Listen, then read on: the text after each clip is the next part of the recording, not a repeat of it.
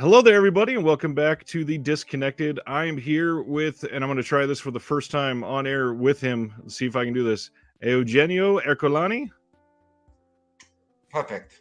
I even got the chef's kiss. Amazing. This is somebody that I have really become acquainted with over the last year, with his work at least, and I have been more and more impressed with what I'm reading and hearing.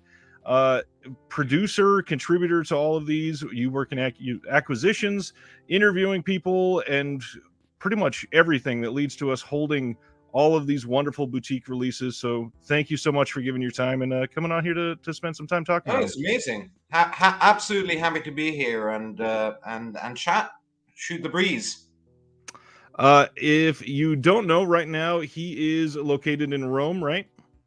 I am located in Rome. My life really at the moment, well, for the past few years, has been split between London and Rome. So at the moment, I'm in Rome, working. In fact, I'm going to be starting a principal photography on a kind of a docu-film, hybrid documentary with kind of a cinema twist, a film twist within it. We're going to start principal photography in less than 48 hours on Monday, and it will be on the career of Luc Mirinda, French actor who became big in the early 70s, first half of the 70s in Italy. And it's quite an undertaking. It's a big project. It's quite an ambitious documentary. It's set to be released in theaters, so it's not an extra, but people might like to know that we have quite an array of interviewees: Tinto Brass, Sergio Martino, Eugenio Labbiso, who's just was a ridiculously prolific editor. He's the guy who edited The Good, the Bad, and the Ugly, and all of the Dania films, Dania production. So yeah, it's quite an ambitious project, and I'm going to be shooting that throughout the rest of November. So yeah. So you have worked on a lot of the stuff. What do you tell people you do? Because I'm curious how the people that are in this industry, how they even describe their job, because it feels like you probably have like 14 different part-time jobs essentially. Yeah, pretty much. I mean, when I tell people who are not collectors of physical media, I mean, my girlfriend, my partner, she is absolutely not a collector of Blu-rays, although she appreciates it. And so when we kind of go out and the question arises like, "Oh, what do you do?" And I say, "Well, I'm a freelance producer for home video releases. I kind of do the extras." Usually the answer is, "Oh, are they still doing Blu-rays?" It's quite a disquieting experience, because you've got like a slice of the population that sees these things as completely obsolete, and really, is there any money, and then you've got collectors and people within the business who dedicate their life to the preservation of films and the restoration and getting these films out in the best edition possible. And it's very difficult sometimes to kind of gel those two realities together. I define myself as a film historian / producer, but you have to wear a lot of hats. So especially when I started out, I've been doing this now for a little less than 6 years. Although the first 3 years I was ADing, I was an AD, both in Italy, mostly in Italy to be fair, but also occasionally abroad. And then I've been doing this, working on extras full time for the past 3 years. So, and yeah, you I was saying, you wear a lot of hats. You sometimes have to improvise as a camera operator.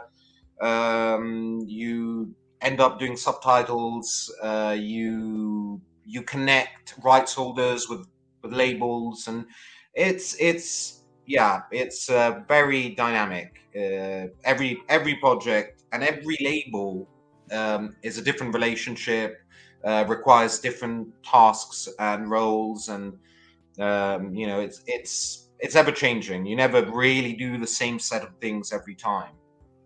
Dynamic is probably the best word to put onto this, because not only are the labels different, but I imagine the experience with most of the films themselves can be very different, because where the reels are kept, where the rights holders are, the actual ability for people to sign these over, and then on top of that, the willingness of people to participate in extras can be a completely different jaunt, I'm sure. Oh yeah, I mean, when it comes to finding the rights of films, that's what can be very complex. Another aspect is getting what you want from the rights holders. So, uh, they will give you so many obstacles. So, we'll give you this film, but for subs, or you have to pay for the scan aside, or we'll give you this film, but only if you buy these two films Right. for that amount of money more. So you have to kind of, it's really uh, it's a whole song and dance to try to get what you actually want. Not to mention some of these big companies in Italy, but the same goes for UK or US. Is their core business is not this. Right. Sometimes they're production companies, sometimes they are distributing companies, and this is kind of a side thing for them. So they don't prioritize. So it's like, oh, they want the rights for this film we didn't even know we had in our catalog, and so sometimes they will take months to answer because their money, their core business is elsewhere. So Right. it's not really a priority for them to answer. So it's tricky. It needs a lot of patience. But but yeah, I mean, it kind of comes with the territory.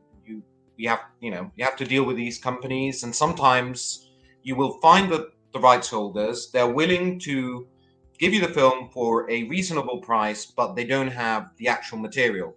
They don't have the master, so you have to find who owns the master. And there's a saying, um, really, the real rights holders is the right holder is the person with the master, is the person with the physical copy of the film. So sometimes you end up spending so much more time and money for the, well, not my money but the label's money, to kind of convince two people to work together. So the company that actually stores the materials, and then you've got the rights holders. So it can get very tricky, and that's the reason why some films, even major cult items, have not been released. Because we can't we can't find the material. We can't actually find the copy of the film, or the rights holders are being unreasonable, um, asking too much, or taking too much time to do things. Or another option is, some films are entangled into a web of like failed companies. You have to kind of follow the paperwork, and Right. then it kind of ended up, a certain film has ended up in a company, in the catalog of a company who's gone bankrupt. And so that's a completely whole, that's a whole different scenario to deal with. So it's tricky. And as far as the other point you were making, convincing people, it's can be tricky. It can be very tricky at times. I mean, it depends. I mean, obviously, over the years, I've established a relationship with Right. a lot of people, so they trust me, and they're fine with being interviewed, and they're very collaborative. But at times you find people, that are busy, people that, don't want to talk about that film. They don't have a problem being interviewed, but they don't want to talk about that film. And I think it says a lot of the fact that, sometimes some films are released and don't have many extras. And the reason is because, people didn't want to talk about it. They were either ashamed or, this happens, I'm afraid, a lot with actresses, for example. Right.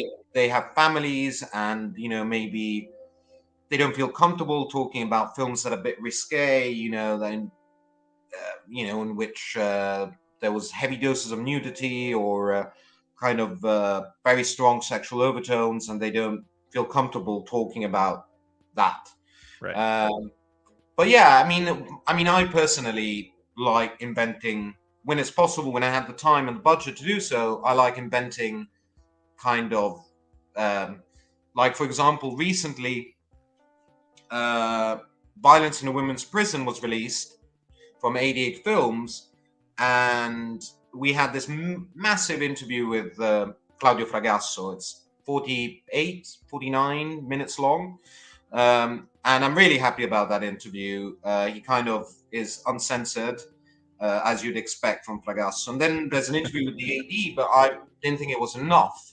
But I couldn't kind of find anybody else to interview, so we did a little special, about 20 minutes long, on this obscure figure called Franco Caracciolo, who is has an incredible. He played. He's an extremely problematic figure because he was openly homosexual. He was gay, but he was required in the films he did to play this absolutely offensive gay stereotype. And he's in loads of films. He's obviously in this film. He is quite a disturbing aspect of this film. His role really is cringy, to say the least. And so I worked with a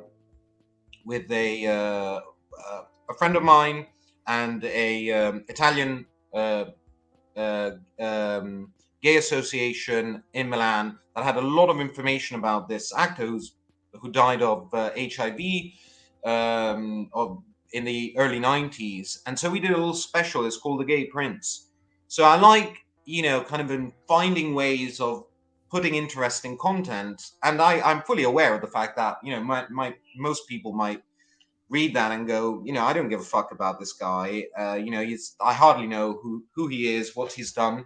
But the 10%, 8% that, kind of wants to dig in and kind of dwell with these obscure figures of Italian cult cinema, it's basically there's no way they can access any sort of information if not through these kind of crazy ideas I have sometimes. So I really try and do the best I can to provide quirky, strange information, wherever it's possible, because as I said, you need the time and the budget. Right.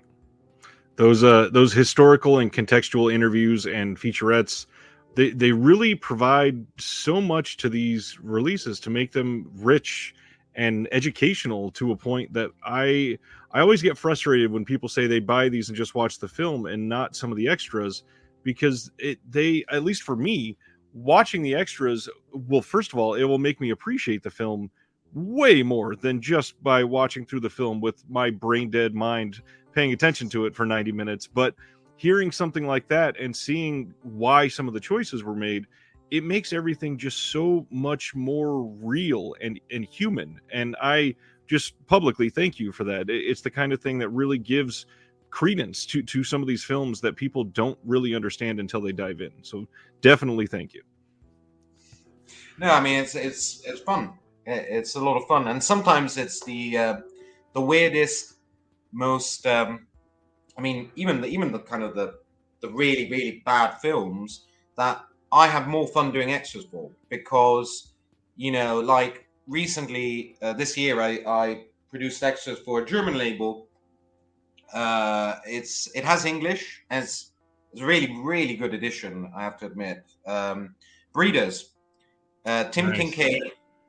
Kincaid film, and from 1988, I believe, and it's an American film. It's not very good. It's cheesy. It's all over the place, but it's kind of one of those films that I saw in my formative years. Kind of when I went to rent films in the VHS era, and you watch loads of stuff like this. Like David Dicuto and Jim Wynorski and Tim Kincaid and these kind of really sleazy like 80s films.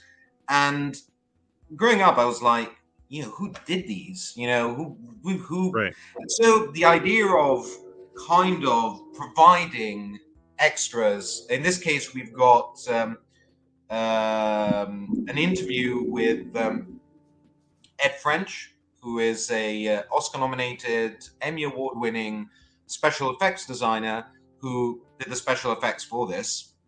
And we've also got Frances Rains, who's one of the leads. She also happens to be the nephew of Claude Rains. And so that's who we interviewed. And so the idea to provide extras for these obscure films and is kind of, I don't know, it's kind of more gratifying in a way Right. than being the 107th person to do extras for, I don't know, The Beyond, which is great, but you're part of like, there've been loads of people before you, there'll be loads after, we'll never stop producing stuff for that sort of film. But with Breeders, it's kind of like, it's Breeders. Like, who would have ever imagined a limited edition media book this lavishly produced of Breeders a few years ago? I mean, I wouldn't have. So yeah, it's you are the first contributor to bring up media books on this channel, so I have to ask if you know the question or the answer to this question. Why is Germany so hot on media books and no one else is? Because I would love to see media books elsewhere, but they seem to be the only one. And I've got 40 of them because I love them. I sit here with my phone and read the booklets with Google Lens to translate it for me word for word. Germany is a market I work a lot in. I work with a lot of German labels. And Germany is a world unto itself. I mean, it's so weird. I mean, they literally, labels in Germany don't care about making their releases kind of appetizing for other markets because their market is just so big that it's enough. It's such a massive home video market. With its own rules and a whole massive list of labels.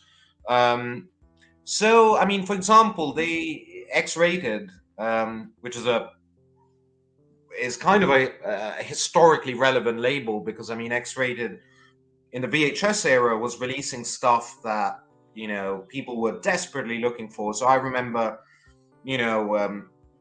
people traveling to Germany from Italy just to kind of grab an X-rated release. And they're really big, and a lot of labels in Germany are, with the kind of softbox VHS kind of thing. The VHS softbox. VHSs in Italy didn't have as many like that, but apparently this thing transitioned into the DVD and Blu-ray era, and yeah, they have their own kind of internal logics. I mean, I like media books. I do like media books. I mean, a label that does really good media books, apart from Manolis Entertainment, which I didn't mention, which did Breeders, and now what else was released recently? Oh yeah. Panic Bacterium, Yep. which I believe was released a few years ago in the States from Code Red. It was. But I'm not mistaken there. Is it Code Red? Yep. It is. Okay, yeah. So apart from Anolis, another label that does really good media books, I mean, they're super pretty, is Wicked Visions. Wicked Visions, Wicked Vision. Yes. Wicked Vision does amazing media books. And I did loads with them. Recently, Sinbad of the Seven Seas, um, The Night Porter. Last year I did. This year. Night Porter was last year. This year, Yeti, Giant of the 20th Century. So yeah, it's. I don't know why. I don't know why they're so big on media books. Although the question probably is why aren't other territories Exactly. equally interested in media books? The first answer is probably they do cost more. They do cost more to produce. They are more complicated to package into boxes to distribute because they're bigger, they're bulkier, they're More rectangle, fragile. they're more fragile. The corners kind of can snap or break or whatever, and so bend. Sorry, that's the word I was looking for. They can bend. So I believe it comes down to money. I think it's just easier and safer and more cost efficient to release them in other ways, other box sets or Amorai. Right. That makes sense. I think the first time I read about you, that really caught my eye was in The Tough Ones. I'd heard your name previously, but you did an interview with Umberto Lenzi in this one, and you wrote a little introduction to it, I and did. it was amazing. It is something that when something comes out on Lenzi, I always try to get it into my veins as fast as possible because it is so fascinating to read up on somebody that's had such an impact. 88 films. Who else have you had such a major impact on some of their releases? I know you got 88 films. You just started with Vinegar Syndrome. You've done stuff with Fractured Visions, a bunch of media Yeah. books. Who else is out there under your resume? Okay, so the ones I have a long-standing relationship with, and I feel part of the family in a way, is definitely 88 Films, No Less Entertainment in Germany, Fractured Visions. I'm definitely warming up quickly to Vinegar Syndrome. The first two collaborations have been very fruitful. Then I've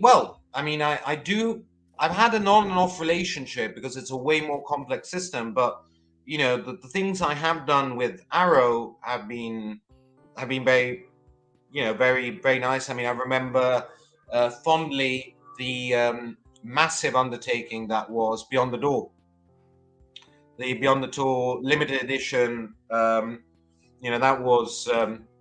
was a fun, complicated project, but a fun one. Then, of course, I have a brilliant relationship, and I love working with them. We have loads of titles. I mean, literally seven films still to be released. I did extras for Cauldron Films. Oh, nice. Cauldron, I was with them from the beginning, pretty much, with American Rickshaw, and then Crimes of Black Cats, and then Contraband. Now they've announced a month ago. They've announced a whole bunch of titles, and Yeah. I'm working on those at the moment. Pretty much done. And then they're kind of other labels where I've done something. It's more on a title by title situation because maybe they don't release a lot of stuff I can help them with. Right. So Wicked Vision, I've literally worked on every single Italian film they've done for the past 2 years, but they don't release a lot of Italian films. So Right. I could say I have a great relationship with them. The same goes for Turbine in Germany, or Cape Light Pictures, again, Germany. I've done a couple of things for Severin. I've done one thing for Synapse. So yeah, it's and sometimes some labels uh, they'd rather go archival. Other labels have other people doing extras for them, other Right. producers. So, but you know, it's I kind of jump around.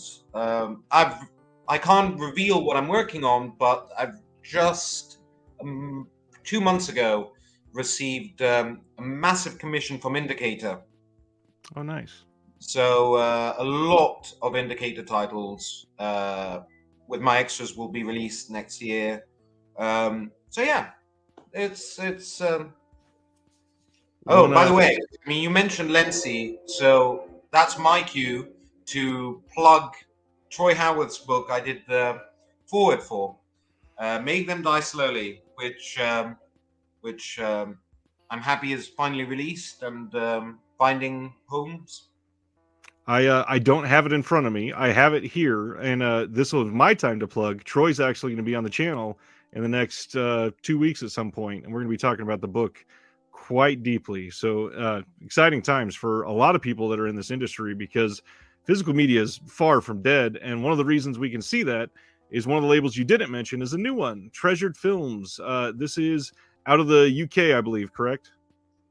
Indeed, it is a UK-based label, um, and it recently, a week ago probably, announced their first title, which is The Last Hunter.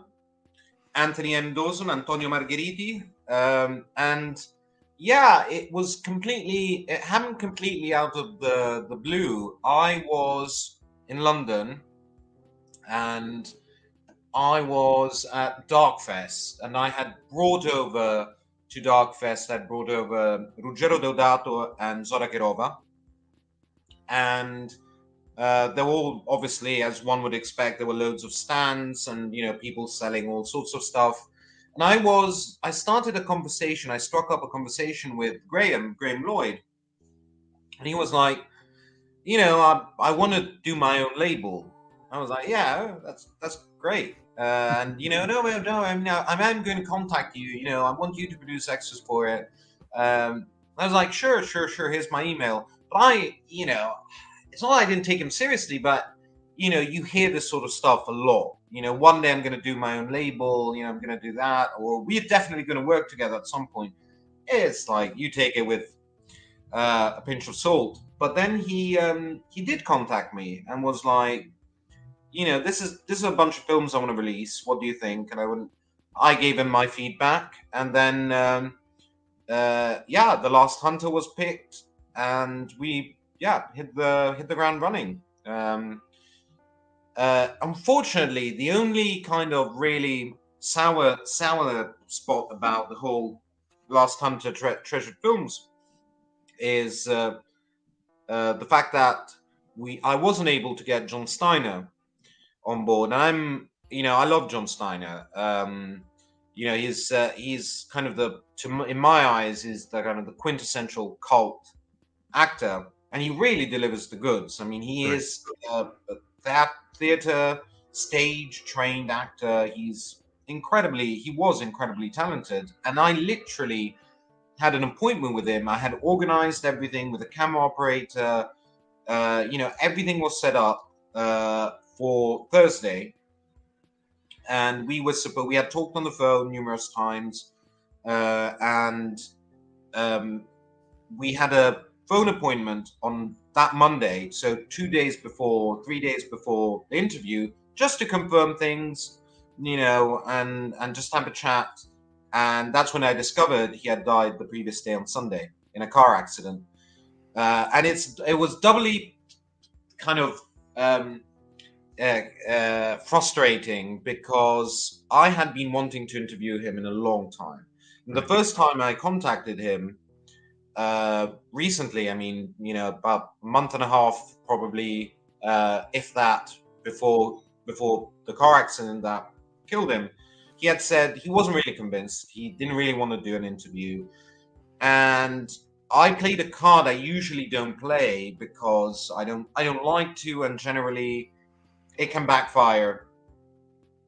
Which I told him I was the grandson of Giulio Petroni, who directed the very first Italian film he made, which is Blood and Guns with Orson Welles and Thomas Milian. Fans of westerns will, I'm 100% sure, will know what I'm talking about. Yeah. It's in the not that actually gives a value. I mean, but it is in the 20 best westerns list by Tarantino. And so that was the film that brought him to Italy. And actually, Giulio Petroni gave him his first, not only his first Italian film, but his first major role. He was exclusively a television actor, mostly a stage actor, and had appeared in a handful of films, but either uncredited or really bit parts. And once he knew that, he said, yes, let's do it. Yes. And didn't ask any money for it as well. He was doing it. He was committed. And then, he died just a few days before in the car accident. So that was really, really frustrating and sad. But besides that, we do have a strong lineup for this release. Me and Troy Howarth and Nathaniel Thompson, we recorded an audio commentary. I also put together a video essay on the film. We've got interviews with Margie Newton, with Franco Michalizzi, who did the soundtrack, with Edoardo Margheriti, Massimo Vanni, who's a stunt coordinator. There are 2 photo galleries I managed to put together, and this booklet where both me and Troy participate. So it's a nice package. And also I managed to connect Graham with the rights holders of The Outsider, which is a feature-length documentary on the career of Antonio Margheriti. So we're talking about, audio commentary aside, probably nearly 2 hours, 3 hours of special content. Nice. It was a for a first release. That's pretty good. Yeah, it's very good. It's very good. I mean, Graham really didn't hold back anything. He gave it 100%. It's. I'm very curious to. I'm really hoping people do appreciate it. I'm sure it's gonna sell well. Yeah, and I'm curious to see all the details, see what they follow that up with. It's a great first title, one that I think will pique a lot of interest for sure. Is there anything else coming up that you can shed light that you might be contributing on? Obviously, stuff that hasn't been announced yet, you can't, but anything that has been that you'd like to speak about? I can announce what the extras will be, because the film has been announced, but not the extras. I can announce the extras for Tentacles. Oh, nice. So we've got a 35-minute interview with Ovidio Giassonitis, obviously the director, co-producer, and co-writer of the film. We've got a 20-minute, roughly 25-minute interview with Roberto De Torre Piazzoli, who's the DOP. Very nice. We've got a 15-minute interview, but a very dense one, with Nicoletta Ercole, who's the costume designer. And then we've got something I'm very happy with, which is going to be about an hour and 5 minutes. So it's a very, very long kind of special featurette, which is with kind of a hidden secret of Italian genre cinema. His name is Alvaro Passeri, also known as Al Passeri, and he's a special effects designer, special effects artist, who started his career in films actually as a production designer in the early 70s, very young, doing sculptures. I believe among his first films, as in that capacity, I think there was Caligula by Tinto Brass.